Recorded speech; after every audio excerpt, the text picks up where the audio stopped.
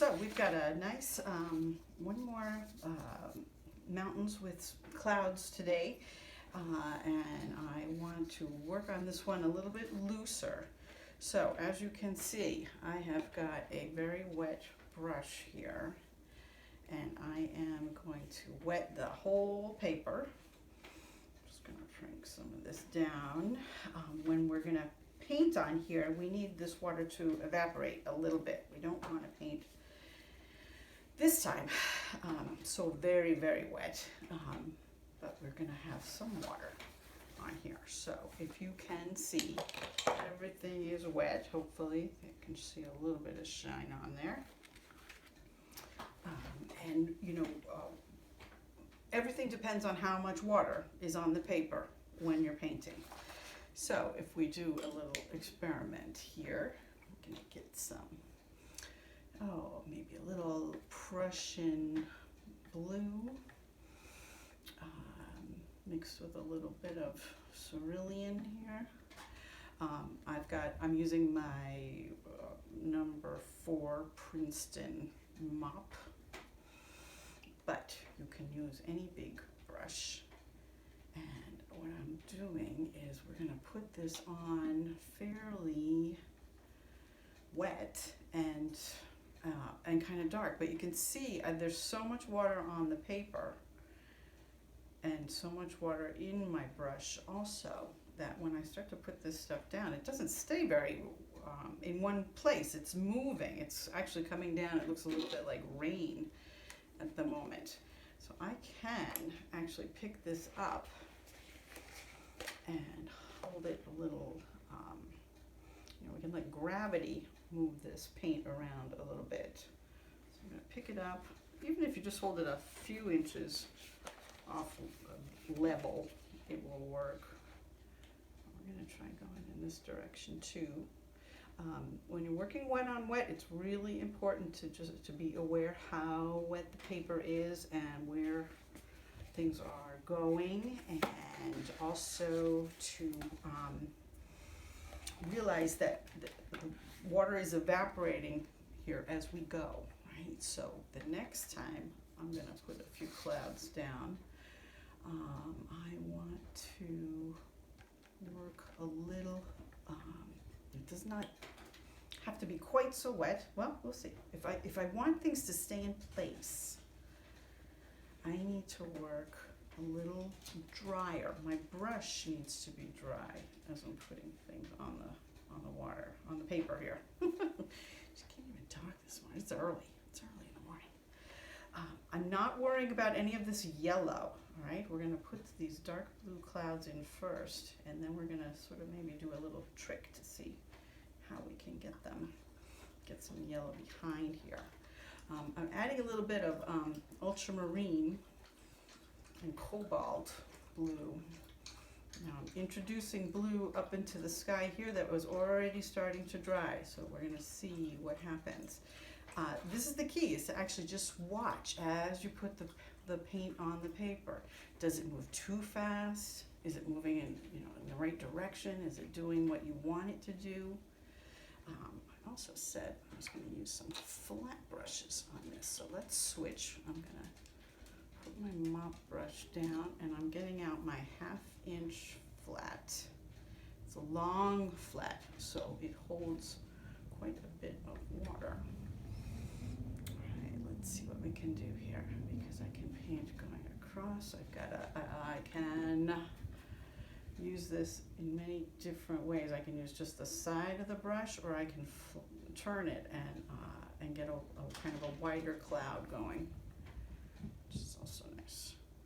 So what I'm doing here is I'm just playing. I'm putting some kind of long striations of clouds down, and I'm letting them bloom and letting them move around, and I'm watching this, and I'm going to see if it's drying how I like it, right? These are fading quite a bit, so let's try this. I'm going to take a little water out of the end of this brush. So I've just got the paint in the tip of the brush, and I'm going to try, oh, I got not enough paint. I'm going to put down a little bit more here. because my paper is drying. You can see it's actually drying a little faster on the sides, and I've got a lot more water here in the middle. I've got almost a puddling. Oh, it's puddling, the water is pooling right in the middle of my paper. That's okay, I can work with that, right? Just be aware that that's happening. And what we're gonna do here is just add a few more. Whoop, nice and dry over there. I'm gonna add a little bit of water to that, soften that up. Not too much water, just a little bit. We're gonna hit where it's starting to bloom again, right? We're not gonna touch the bloom, we're just hitting the water to where the bloom is meeting, and that way we can try and keep from having a hard edge on some of this. So I'm actually gonna pick this up and I'm gonna curl it a little bit so that the water in the middle of the paper can start to evaporate a little bit more too. So we're gonna keep looking at this. It's starting to buckle a little bit, and this is the time that I need to just kind of watch it. Right, we've put this paint down. We're gonna just sort of watch the paint dry. This is the key. The key is sitting here and actually taking the time to watch the paint dry, all right? If you want, you can grab a brush that's a little drier. Let's see if this works, right? I'm gonna hit it. I maybe start at this side here and pull it all the way across.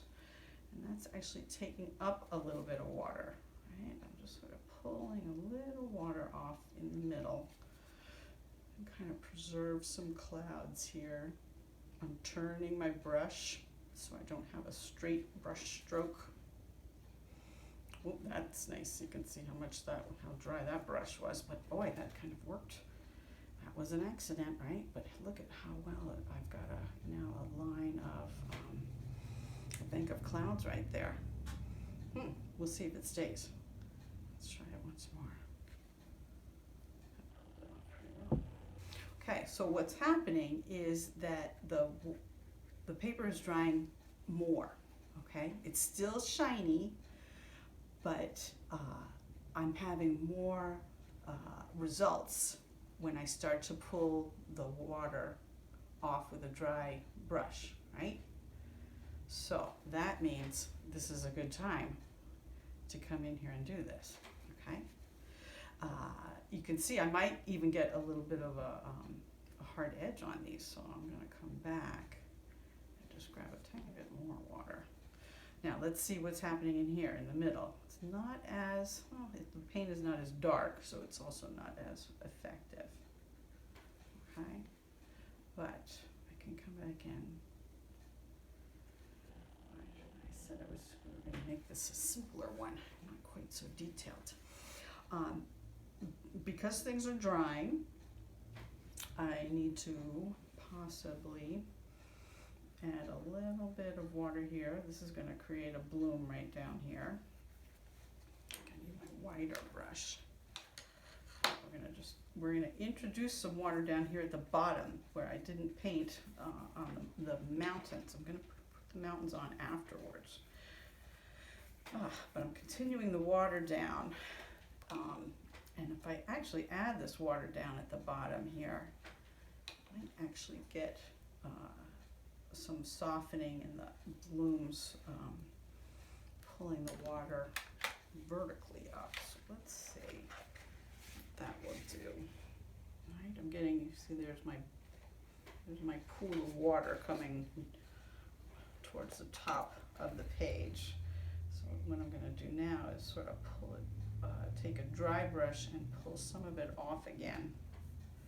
So this is a lot of watercolor has to do with judging the water on the page versus how much you've just added, and kind of balancing it, right? Balancing the amount of water and the movement of the paint, basically. All right, here's a wet paper towel. So if I come in here and very lightly hit this, right, it's going to take some bits off for me. You can see I'm starting to get a little bit lighter in here too. So this is another way I can sort of remove a little bit of water and keep some darker clouds. We'll see. All right, so experiment, right? Try a few different things. This is looking pretty good. I think I'm gonna leave it. I've got a little paintbrush hair right here, which I'm not gonna take off. We're gonna leave that until it dries. But right now the paper is quite buckled. You can see it's saturated with water. So technically, we should not be painting on this right now. Although I do want to try one or two more clouds just to see what will happen. Okay, I've got another brush, round, 14. A little too blue. You can see it's still moving, right? Everything's still a little wet.